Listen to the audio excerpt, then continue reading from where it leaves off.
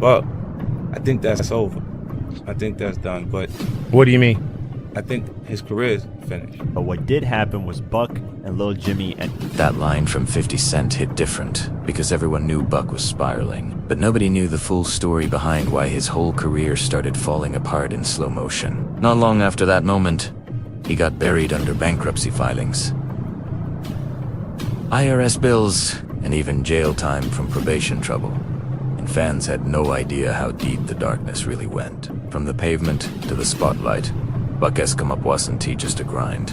It was a whole survival mission that shaped everything that came later. Growing up in Nashville wasn't some smooth ride. Young David Brown was bouncing from neighborhood to neighborhood, seeing every corner of North and South Nashville before he even hit double digits, navigating different hoods and learning the rhythm of the streets firsthand. By the time he was old enough to understand what real pressure felt like, he already knew Nashville like the back of his hand.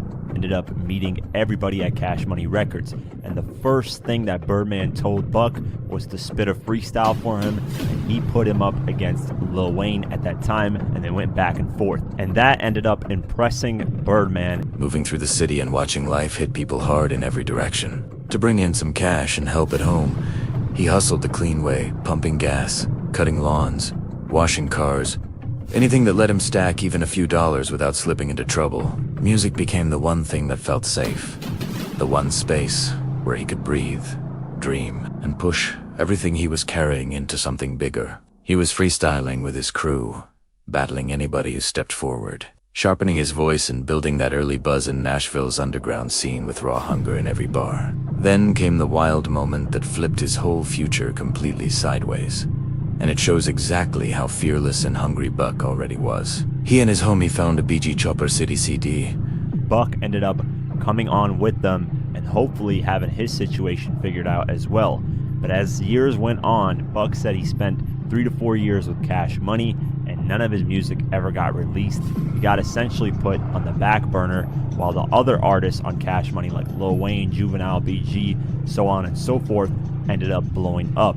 And out of my ordeal back in the streets, I ended up getting shot in a home invasion and a robbery. So a number 4 Cash Money Records on the back, and decided to actually call it with the wild idea of pretending they wanted to book them for a $5,000 show in Nashville. They didn't know nothing about the business, but they made the call anyway, talking like they were real promoters and somehow getting Cash Money to take them serious enough to move forward with it. The performance never happened. But the crazy part is what did happen. That call opened the door that would change Buck's whole life forever. Birdman was so impressed that he flew Buck out to New Orleans almost immediately to talk business, check his talent, and see if he was ready to be part of Cash Money's rising empire. At just 14, Buck made a life-changing decision. He walked away from school completely and chose rap as his whole path. No backup, no safety net, just pure belief that this was his escape route. Whether it was the right decision, ain't even the point it showed how locked in he was, how bad he wanted a way out, and how serious he was about turning talent into a ticket out of the struggle. One in the arm, one in the upper thigh area. It was enough for me to wake up and really realize that, yo, if this shit keep going on like this, I'm either to get killed or go to jail. And I really realized that because I was getting down for real. Really started to devote more of my time to the music then, the studio. To him, music wasn't some side dream. It was the only thing that made sense in a world that gave him nothing easy. But the truth is his Cash Money chapter barely left any proof behind, outside of one appearance in Big Timers' Big Balin video. He was basically invisible behind the scenes, watching everybody else shine while he sat waiting for his turn that never came. By 1999, he couldn't take it anymore and decided to walk away from Cash Money and head back to Nashville to build something real on his own terms. Even though he didn't blow during those early years, he picked up serious industry knowledge and built connections that would change everything later. Juvie happened to pull up at the office, and when he pulled up, he was kind of shocked to see me there. I'm like, I've been here for a whole week. And he was like, man, you want to get up out of here for a minute? You know what I'm saying? And I took that ride with Juvie, and that's where my career started, with Juvenile. Including strong ties with DJ Paul from 3-6 Mafia and Juvenile. Those relationships Buck built early became the backbone of everything that came later. Because once he got back to Nashville, he linked up with his squad and started grinding from scratch with nothing but pure determination. No big label, no machine behind him, just straight hustle, street grind. and whoever believed in his vision enough to ride with him. On August 22nd, 2000, he dropped Thug until the end with his homie Deet, and something wild happened that nobody expected from two independent artists moving units out the trunk. The project actually charted on Billboard, hitting number 34 on the US R&B charts and number 17 on the independent charts. A week after the deal fizzled out with UTP, 50 Cent and which was unheard of for a Nashville rapper with no corporate backing. 10,000 units sold might sound light compared to major label monsters, but for someone doing it all with no help, that was a huge victory, it proved. Buck wasn't dreaming, he was building something real that people were connecting with. It confirmed that this wasn't some hobby for him. It was a path he could actually walk with confidence and turn into a career. But then came the reality check that shook him to his core. The kind of moment that forces a man to decide who he wants to be moving forward. After getting hit during a home invasion, Buck came out of that situation knowing he couldn't keep one foot in the streets and one foot in the booth anymore, and he made a personal vow. ended up calling Young Buck and said, hey, we want that Bloodhound track. We'll pay you $20,000 for it. Let us put it on the album. And the track is getting mixed by Eminem and Dr. Dre. Forget the streets. It's music from now on. And right when he made that decision, an opportunity popped up from someone who had always believed in his talent. DJ Powell from 3-6 Mafia.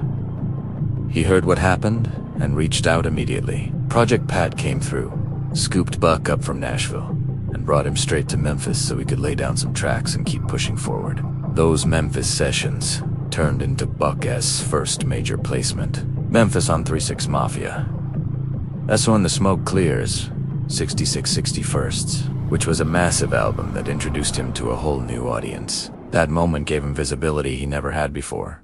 But even with that boost, Buck didn't sign 236. He went back to Nashville with more connections, more eyes on him, and more confidence than ever. Now hold up, because this is where the story really takes off. And the way Buck ended up in Jeanette is straight up unbelievable. When things were heating up, Birdman circled back with a new offer, and this time Cash Money was way bigger, with fancy offices, luxury rides, and a whole different level of success surrounding the brand. Birdman told Buck he was forming a new group called Head Buses and wanted him on board.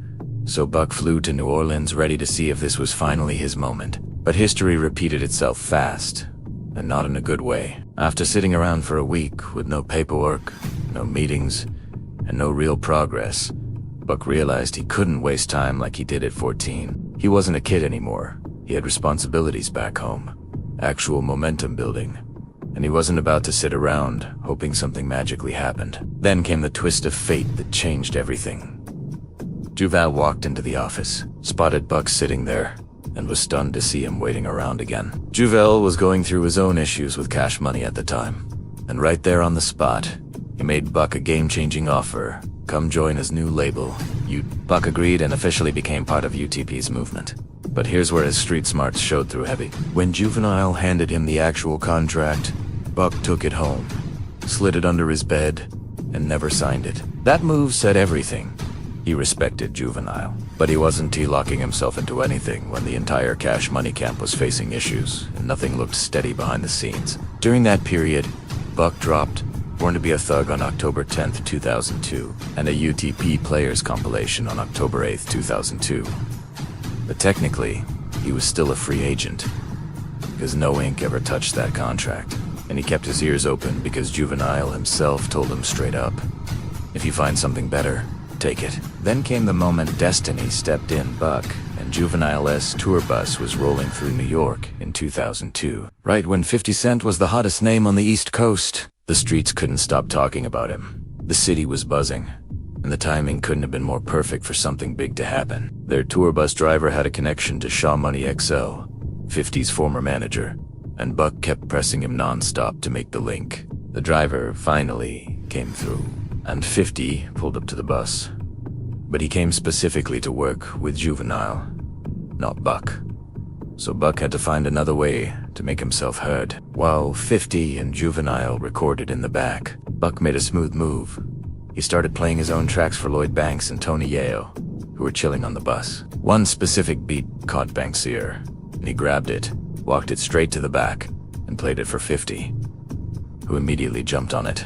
That track became Bloodhound on Get Rich or Die Trying, the album that changed the whole rap game and introduced Buck to the mainstream. Technically, their first track together was a little bit of everything on 50 Cent is the Future. But Bloodhound was the song that stamped Buck's name into the culture forever. At that moment, 50 liked Buck's energy but couldn't sign him yet, because he wasn't signed to a major label either. But 50 kept him in mind. And when UTP eventually fell apart, exactly like Buck expected, fate spun around again. 50 flew Buck to Los Angeles to meet him, Eminem, and Dr. Dre to officially sign with Geonet. A dream scenario for any rapper fighting their way out the mud. And Buck's first major Jehuna placement was Bloodhound on 50's historic debut, the album that would go diamond and become a cultural landmark. 50 was strategic with Buck from day one. He didn't just throw Buck into the spotlight with a Rush solo album. He played the long game and built that momentum slow and steady. Instead of dropping Buck's debut right away, 50 decided the whole world needed to see him as a Junet soldier first. So he pushed out the group album Beg for Mercy to introduce him as part of the squad. The plan worked like magic because Beg for Mercy debuted at number 2 on the Billboard 200 and sold a crazy 377,000 copies in the first week, eventually moving over 2.7 million in the US alone and nearly touching diamond worldwide. Buck was officially on the biggest stage he'd ever imagined, and the entire hood was paying attention to his rise, following the G-Unit blueprint perfectly. Buck dropped his mixtape Welcome to the Hood on May 31st, 2004, hosted by DJ Who Kid, and the streets grabbed onto it instantly. The buzz got so loud that when his first single Let Me In featuring 50 Cent dropped on July 2nd, 2004, it shot up to number 34 on the Billboard Hot 100. Then came the real moment that stamped Buck into rap history.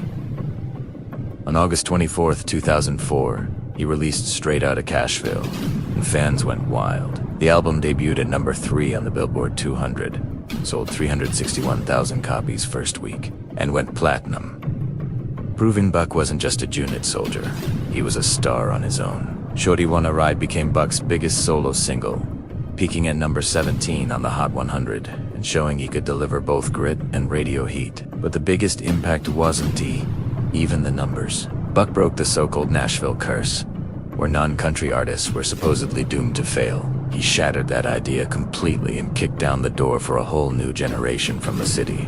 But success comes with shadows, and at the 2004 Vibe Awards, things got messy in a way that would haunt him for years. Dr. Dre, Eminem, 50 Cent, Suge Knight.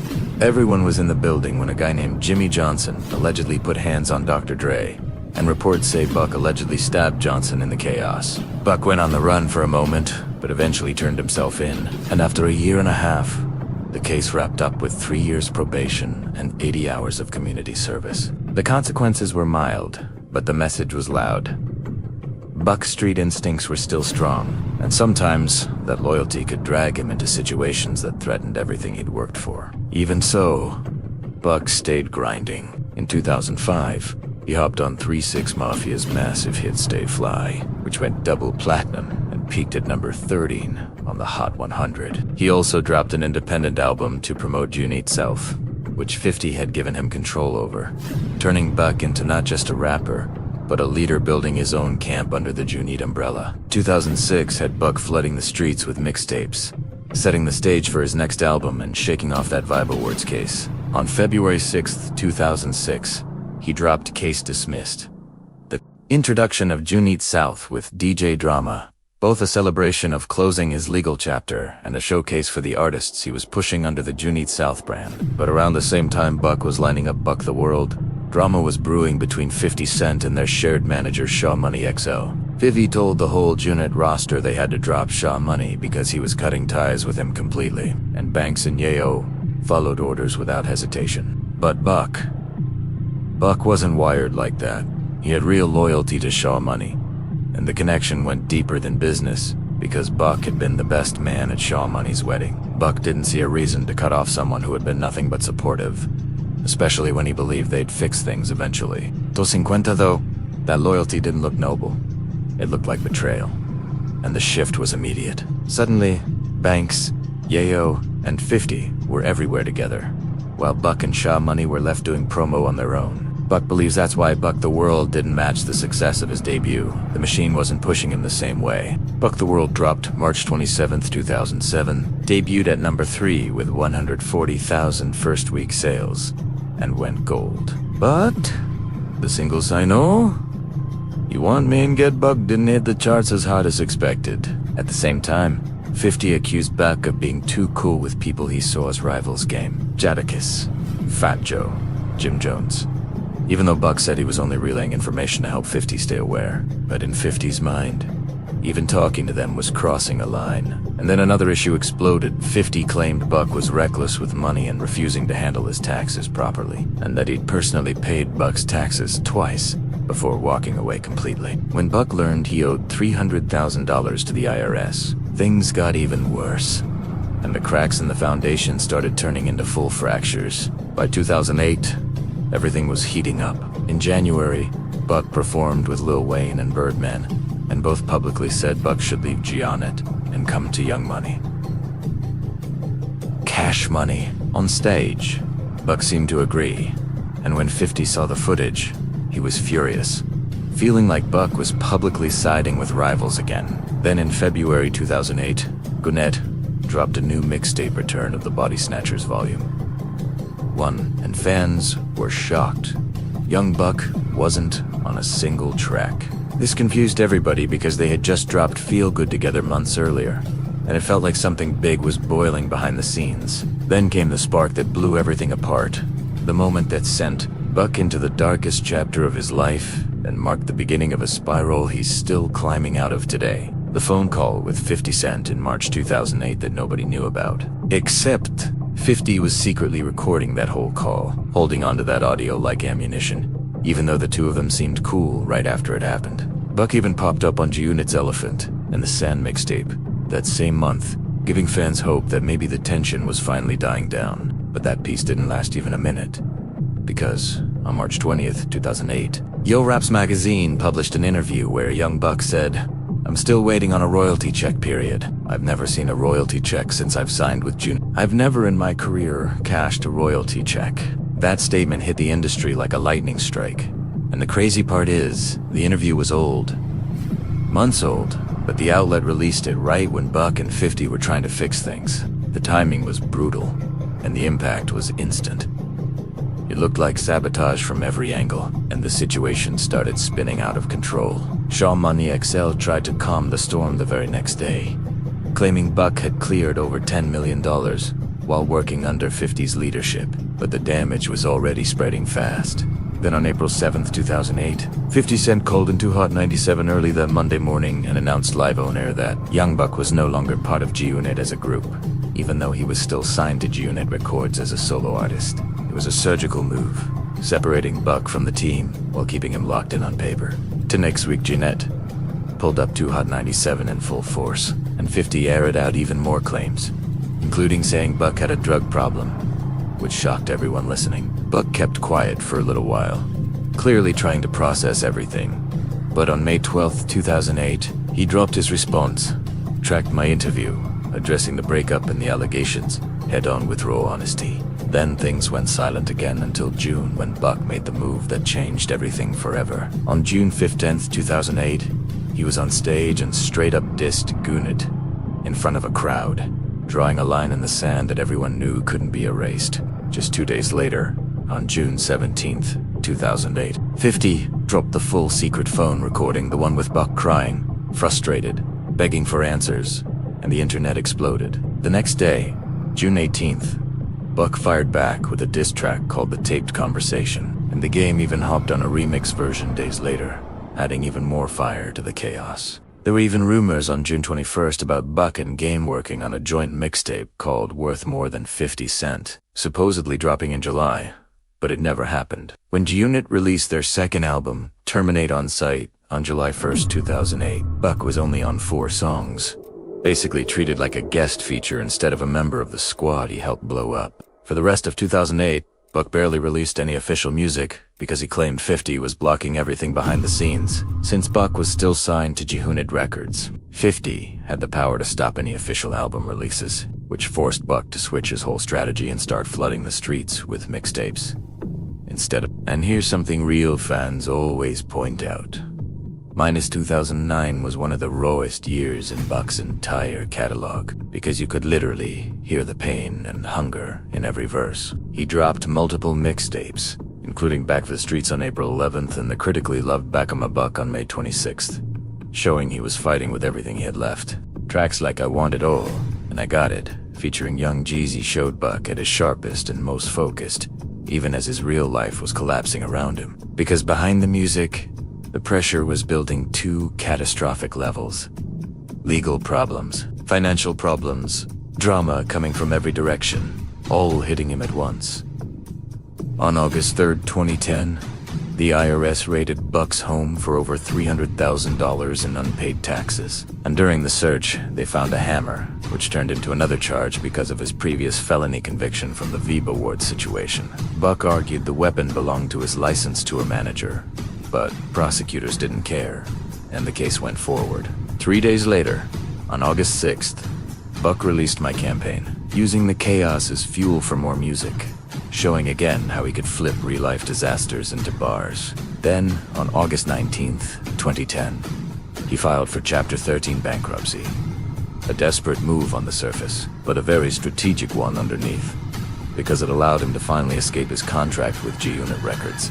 On September 7th, 2010, he dropped his independent album, The Rehab, debuting at number 55 on the Billboard 200 and selling 6,400. First-week copies, solid numbers for an indie project, but nowhere near what he used to pull. Then the legal pressure doubled back on him like a storm in March 2011. G-Unit Records hit him with a $10 million lawsuit, adding another mountain to the pile. There was a strange moment of possible peace later that year when in 2011, 50 tweeted, "For some reason, I think young Buck is mad at me. Who cares? I'm giving my $250,000 back, sucker," leaving fans confused about whether he was joking, taunting, or trying to open a door again. On March 4th, 2012, Buck survived a drive-by outside a South Nashville club. He wasn't hit, but his girl took a bullet in the shoulder. Then, on July 13th, 2012, Buck was sentenced to 18 months in prison on the weapon charge. And the following month, the IRS held a public auction, selling off his jewelry, studio gear, and belongings for just $53,000. A humiliating sight for a man who used to be on top. On August 2012, Buck turned himself in for his 18-month sentence, serving his time and getting released on October 2nd, 2013. And what happened next stunned the entire culture, because 50 Cent, Tony Yeo, and Lloyd Banks had quietly repaired their relationships, and 50 started thinking about Buck again too. On June 1st, 2014, at Hot 97 Summer Jam, 50 brought out all three original G-Unit members, and the crowd went wild as the reunion nobody expected finally happened. They dropped 2 EPs, The Beauty of Independence on August 25th, 2014, and The Beast is G-Unit on March 3rd, 2015, giving fans a spark of that old magic again. Buck then launched his 10 inches mixtape run minus 10 bullets, 10 breaks, 10 pints, 10 bodies and more between 2015 and 2018, proving his work ethic was unmatched and his hunger was still burning. But new legal problems crept back in. On July 15th, he was arrested for threatening to burn down his ex's apartment and got 7 months behind bars.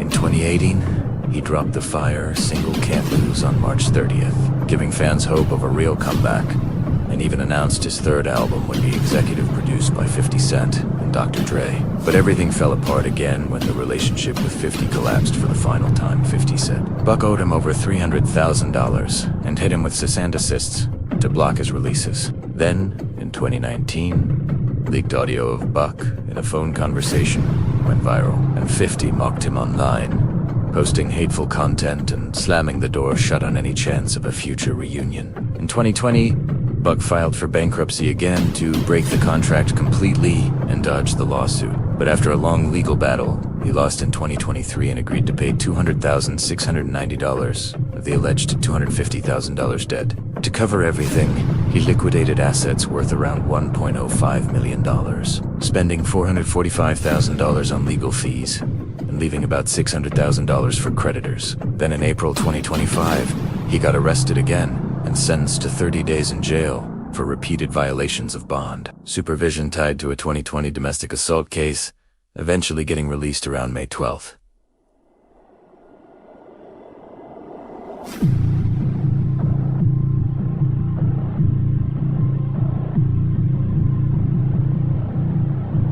(2025). His domestic assault trial is now pushed to January 12th, 2026. But Buck seems to be mentally stronger than he's been in years. Active online, celebrating milestones like the 18th anniversary of Straight Outta and focused on rebuilding his name instead of drowning in old drama.